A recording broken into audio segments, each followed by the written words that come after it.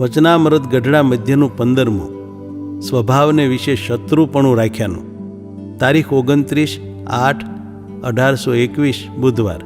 સંક્ષિપ્ત સાર પહેલો. મોક્ષમાં વિઘ્ન કરતા કામ ક્રોધાદિ ભૂંડા સ્વભાવને વિશે જો વૈર બુદ્ધિ થાય તથા જે સંત તે કામ ક્રોધાદિની નિંદા કરે તેને હિતકારી માને અને તેનો અભાવ ન લે તો ભૂંડા સ્વભાવ માત્ર ટળી જાય છે. સાર બીજો. બાળકપણામાંથી જ જે કોઈથી દબાતો ન હોય તથા એની હાજરીમાં હાંસી મશ્કરી કોઈથી થાય નહીં, આવા લક્ષણવાળાનો માનીના જેવો સ્વભાવ હોય તો પણ મોક્ષનો ખપ હોવાથી તે ધર્માદિ સાધન તથા સત્સંગમાંથી કોઈ કાળે પડે નહીં. સ્વામિનારાયણ હરે, સ્વામિનારાયણ હરે. સંવત 1878ના ભાદરવા સુધી બીજને દિવસ સ્વામી શ્રી સહજાનંદજી મહારાજ શ્રી ગઢડા મધ્યે દાદા ખાચરના દરબારમાં શ્રી વાસુદેવ નારાયણના મંદિરની ઓસરીએ ચાકડો નખાવીને વિરાજમાન હતા અને સર્વ શ્વેત વસ્ત્રો ધારણ કર્યા હતા અને પોતાના મુખારવિંદની આગળ મુનિ તથા દેશ દેશના હરિભક્તની સભા ભરાઈને બેઠી હતી. પછી શ્રીજી મહારાજે સર્વ પરમહંસને પ્રશ્ન પૂછ્યો છે, ગમે તેવો કઠણ સ્વભાવ હોય ને જો એક વિચાર કરીએ તો તે સ્વભાવનો નાશ થઈ જાય અને એ વિચારને મૂકીને બીજા હજારો વિચાર કરે તોય પણ તે ભૂંડા સ્વભાવ હોય તે ટળે નહીં. એવો તે કયો વિચાર છે? તે જેને જેમ સમજાતું હોય તે તેમ કહો. પછી પરમહંસમાં જેમ જેને સમજાતું હતું તેમ તેણે કહ્યું, પણ યથાર્થ કોઈથી કહેવાયું નહીં.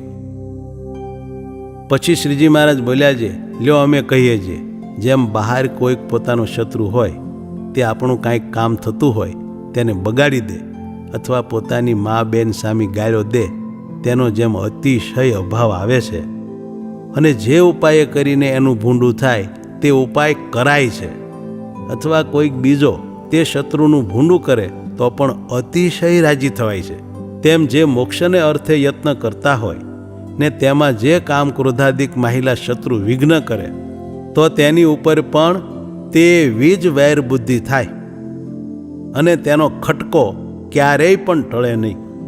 એવો વિચાર જેને હાથ આવે તે એ વિચારે કરીને શત્રુ માત્રને ટાળે.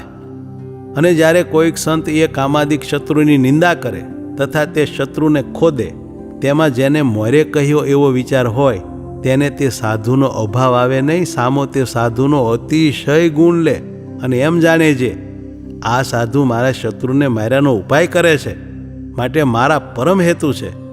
આવી જાતનો વિચાર જેના હૃદયને વિશે પ્રાપ્ત થયો હોય તે શત્રુ માત્રનો નાશ કરી નાખે અને કોઈ ભૂંડો સ્વભાવ તેના હૃદયને વિશે રહી શકે નહીં.